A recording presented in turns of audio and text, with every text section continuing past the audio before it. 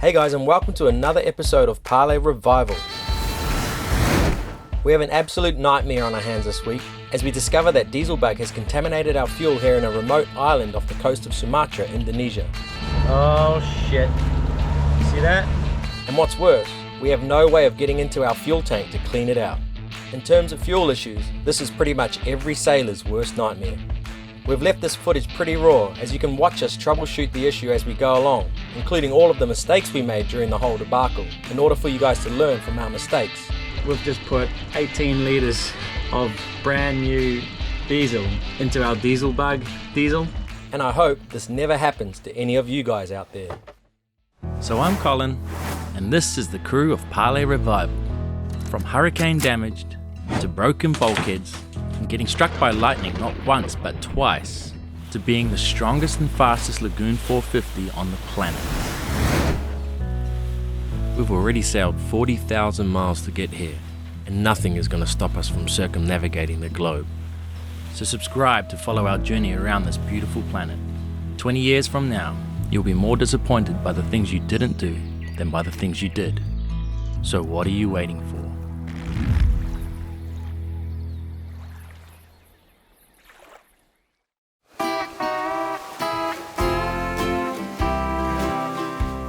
Okay, so we've just flipped the dinghy over on the bow here.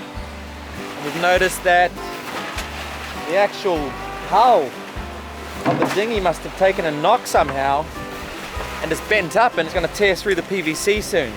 This is the good side and this is the bad side. So we're going to have to give it the bash and straighten her out.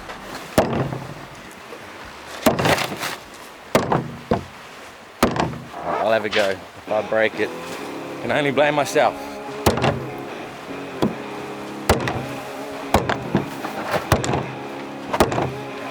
I think they got it. It's way better. I don't want to go any further because it's cracking the paint in the corner and I don't want to weaken the aluminium too much. But at least it's not trying to tear through the pontoon anymore. Oh, we've got another one on the bow. Someone must have hit something. It's funny how no one remembers doing this and it's a solid hit.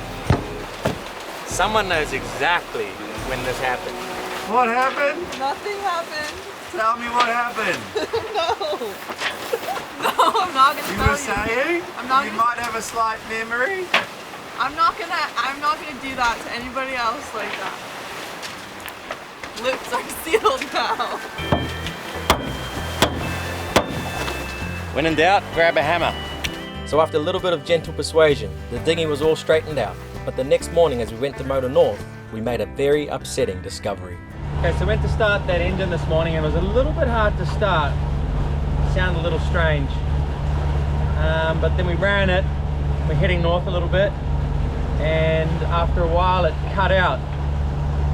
So climbed down there, we saw that there was some black stuff in the Raycore filter, so I'm worried that we've got diesel bug, which is not a very good thing at all.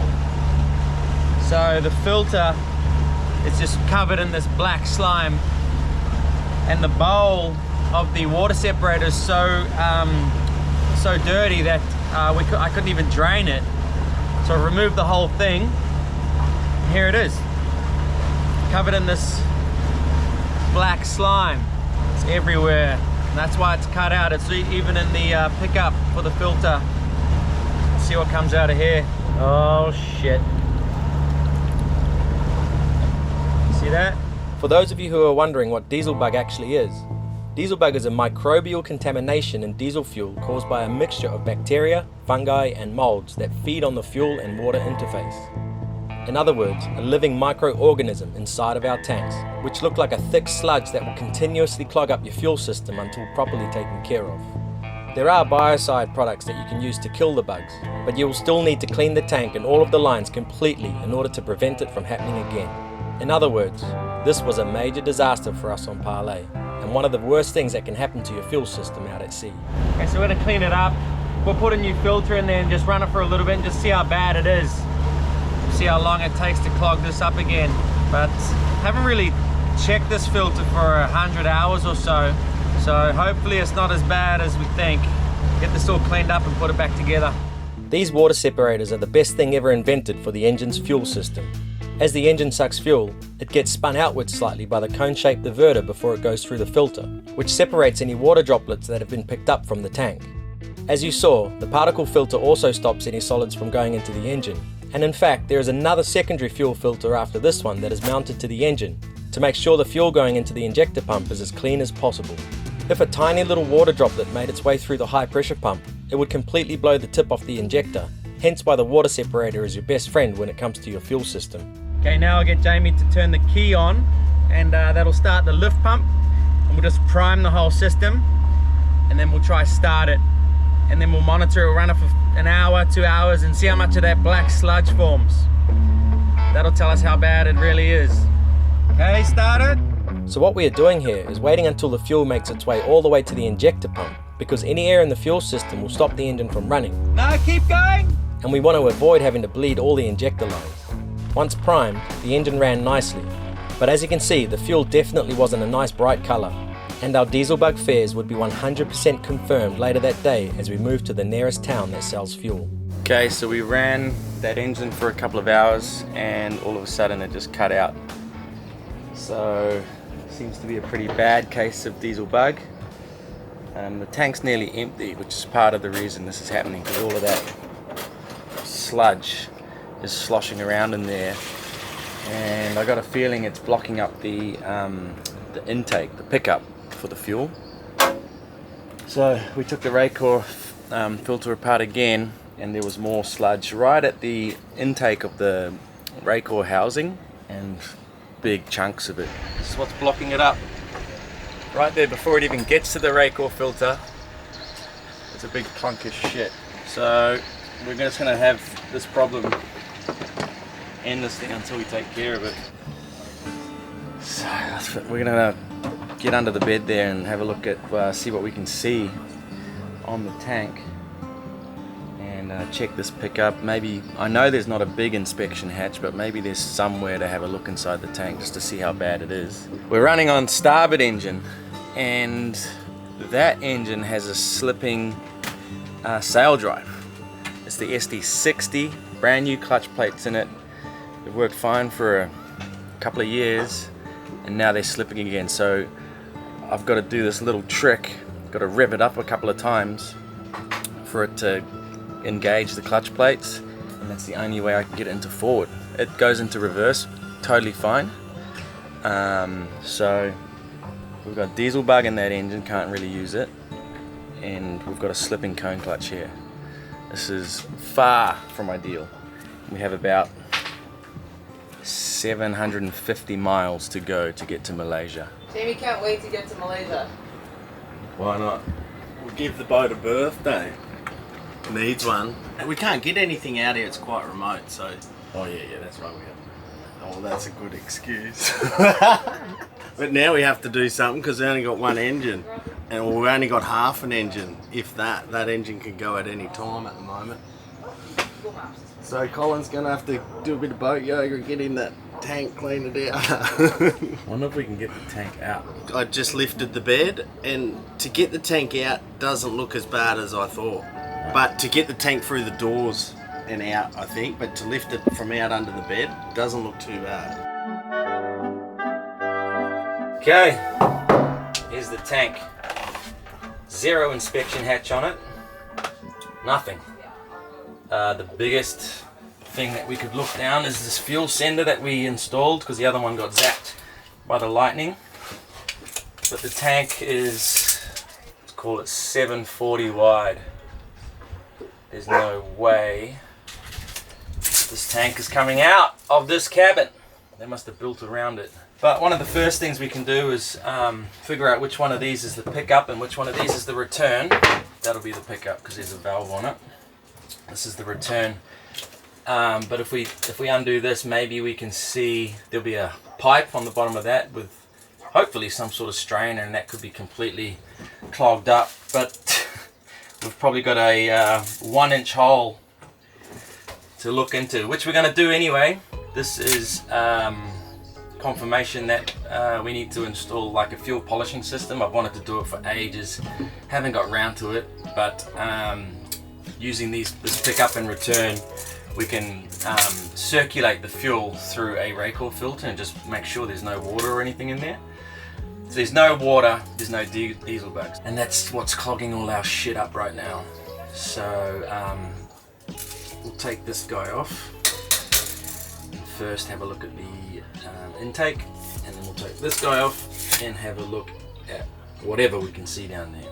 You can clearly see what's happened with the fuel so low now. The wall of the tank here is curved, and on this bottom surface is all the black sludge, and because the fuel's come right down to that level as it's been sloshing, because it was so rough on the way here, you guys remember, it's just knocked a lot of that sludge off the wall. I can see right next to the hole is the return line from the diesel engine. It's not as bad as I thought it would be, but there's definitely some black sludge around the return. I've got no way of seeing what's happening with the pickup, but it looks like there's an aluminium tube welded into the tank, and then this might have a pipe inside that, but we'll find out now.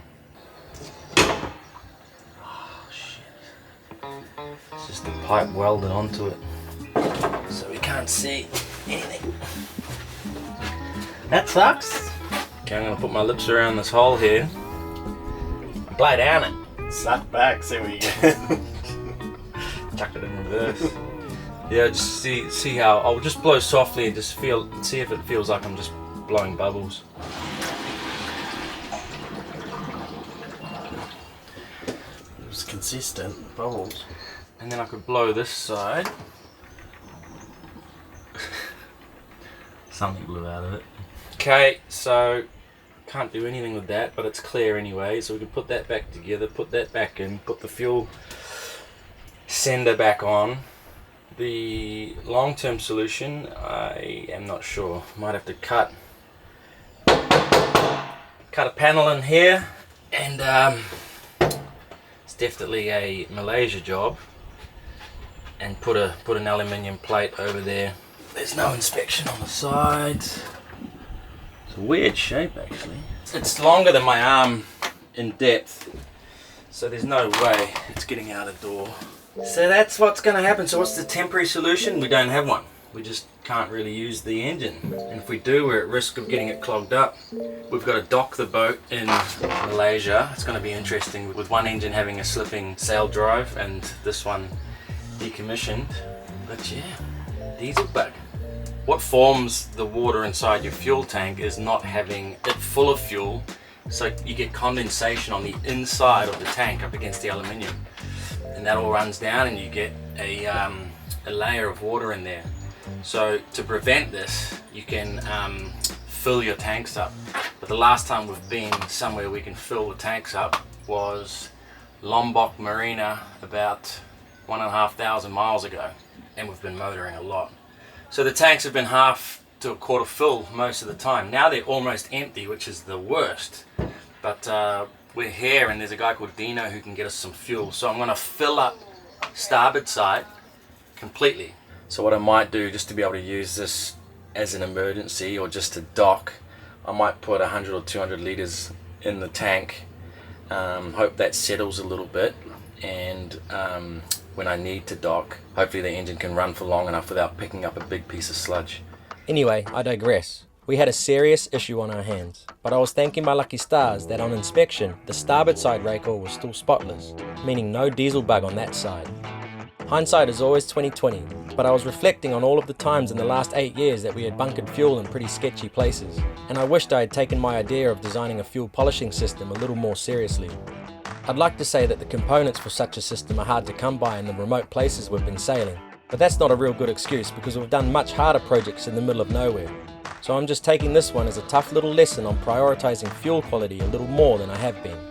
With no way to get into the tank and clean it without cutting the thing open, we were just going to have to try and manage it until we get to Malaysia and open up the tank for a major cleaning operation. Okay, so I just spoke to Dino who sells the fuel, and he said we can come get fuel now or Wednesday. It's Saturday today, I believe. So we're going to do it right now before a cargo ship comes in. So we're going to go up to the dock, and then there's like 3 tires at the dock. So we have to try and land our fenders where those tires are and then tie up you know, spring lines and everything, so we stay there. It's actually a lot calmer in there than it is out here. I've just got 20 litres of fresh diesel, and we're just going to put the fuel hose for that engine straight into it so that we're not burning that diesel bug fuel. So that should mean that we get to the dock all right. We just service that engine as well, and then we're going to fill up that side, and then tonight, or if we don't have time tomorrow, we're going to put like 100 litres in that tank by hand. But we need to be off the dock at 5. Time's up. So let's see how they do this operation in Telos. New fuel tank. Let's prime it. Here you can immediately see the difference in colour of the good fuel compared to the contaminated fuel. Okay, start it. Beautiful, that's brand new Dexlite diesel going into that engine. And that's our good side. So let's go to the dock. So we're filling up starboard side, so we're going to go starboard side too because their hose isn't very long. But I've got to back the boat up to the dock. But luckily I have reverse on starboard side but no forward. Cameras are on standby in case this goes bad. Everyone's got a fender each. Let's play bumper boats. I need to go into forward now and it's not going into gear. I can hear it when the sail drive engages. So, far from ideal, but with not a lot of wind at the moment, I was confident I could dock the boat without causing a major scene. So once I got starboard engine in gear, I didn't take it out until I was right up to the dock in case it didn't go into gear again. As I mentioned, I had reverse on both sides, so I was able to stop a nice distance away as the crew pulled us into the dock perfectly. We could have done all of this using jerry cans, but as we were taking on 700 litres or 185 gallons for you US folks, I thought this would be much more efficient. Good? Yeah, Don't look at my knot skills. I've got no idea. So we managed to get all tied up to the dock with our fenders holding us off the tyres nicely to stop them leaving black marks all over the hull. The boys proceeded to bring fuel down in drums that I had inspected, and they had gotten the fuel straight from the gas station where I had opted to take Dexlite, the more expensive of the two diesels available, at around $2 a litre. The lads brought down their electric pump, which was sucking air at a rapid rate and not priming. I had a quick go at trying to prime it, but the pipes were just sucking air, so we decided it would be quicker just to hand pump it into the boat. Have fun! Getting through it. This is the good stuff, Dexlite. Gnarly surge, the boat's bouncing up to the tyres. The hand pump was actually quicker than I thought it would be, and the boys soon got through 600 litres in no time, with 100 litres brought on board to put into the port side as an emergency supply, and pretty much sacrificial because of the sludge in the tank. We were done soon enough and got off the dock successfully, but still had to try get all of the contaminated fuel out of the port tank before putting in the emergency supply. Okay, that was successful. Trusting guy, we just took $1,200 worth of fuel without paying, so we could have just headed off to Malaysia, but yeah, no, I like it when they trust us. Okay, so now we got to get the rest of this diesel bugged fuel out of the port side. He's lent us some old jerry cans, and we'll just put 100 litres of fresh fuel in there. It's super temporary. We just got no way of getting that sludgy stuff out for now. There's no biocide or anything like that in town here. So hopefully we can get there on the starboard engine, but if we do have to run that engine, we've got a full tank of good fuel over here now, and 100 litres in there. And the jerry can trick worked fine. The old 20 litre drum in the engine room there got us to the dock and back unscathed. Okay, let's get rid of this fuel. Okay, so what I've done is I've taken the Raycor filter out of the Raycor housing, and I'm using the lift pump of the engine to pull the fuel out of the tank. I am bypassing the secondary fuel filter as well to keep that good. Just trying to get everything out of this tank. So it's flowing quite slowly. It's going to take a while, but after that, at least that bad fuel will be gone. All the sludge will still be in the tank. This will be only a very temporary and emergency use of this engine, and we're going to keep this 20 litres in here if we really need good clean fuel. It's sitting there ready to go. So we just went to pick up that clean jerry can that we have down here that had 20 litres of diesel in it for this engine, and it's nearly empty. and we've overlooked something pretty amateur. Diesel engines have a return line, and the return line was going back to the big tank. So we've just put probably 18 litres of brand new diesel into our diesel bug diesel, and now we're just putting it out into these jerrys to discard. Actually lucky I didn't run out. It's pretty empty. So that was a bit of a waste. So if you want to run a diesel engine on a clean jerry can full of fuel, make sure you run the return into that clean jerry can of fuel. So the place had turned into a full-on work zone, with our foreman McFly keeping a close eye on our every move, but we eventually got the remaining 60 litres out of the tank for disposal. The fuel polishing system I've designed will not only be able to circulate the fuel back to the original tank, but also to the other tank, so it will act as a fuel transfer system as well as the polishing. 2 birds with 1 stone. Okay, you can hear the engine running in the background. We completely emptied that tank, put about 120 litres of good fuel in there, mixed with all the sludge and everything I know, but hopefully that just settles. We can use it in an emergency. In a real emergency, we can pull, and we've put a hose down there for the return line as well, back to the 20 litre crystal clear diesel there, and try get to Malaysia on starboard engine, which has a slipping sail drive.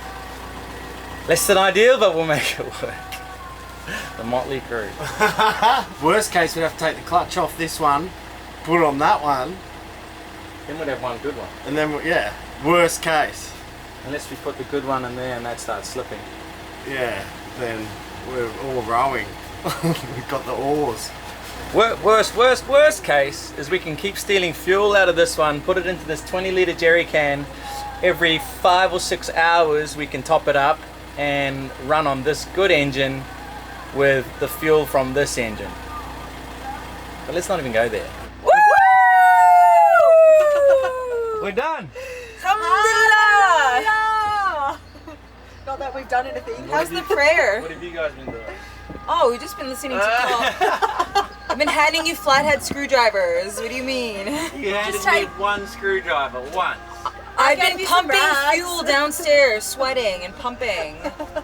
We took their load off. You look depressed. Okay, all the diesel's cleaned up. He's You can high. go back down, dude. You can go back down, bro. Oh, now they're happy! It's nice to be positive in moments like this, even though we were in a pretty awful situation, but I was fairly confident this solution would get us safely to Malaysia. Okay guys, so we're back at it today. We got to get some dinghy fuel today and drop off our dirty fuel. We're going to give it to a mechanic because he can still wash parts and that with it. And drop off our drums that they gave us yesterday with the diesel in it. So here we go. So it looks like we found the gas station. Always interesting fueling up in these countries. Everywhere we go is completely different. Don't know if there's an extra step in the process there or what, but interesting way to do it. I really don't know why they're not pouring it from their jerry can straight in through the funnel, but I can't understand them to find out why they're doing that. So they have a fish farm just at the, I guess, jetty where they are. Here's all the lobsters in it, and over here they got big massive fish in there. Might have to come fishing here. Well, there you go guys, what an absolute nightmare. But even when things aren't ideal, we have to find a way to make them work. Anyway, thanks for watching until the end guys. Hit subscribe if you're new here, and join us again next Sunday to see if we can actually make it to Malaysia or not. Cheers guys.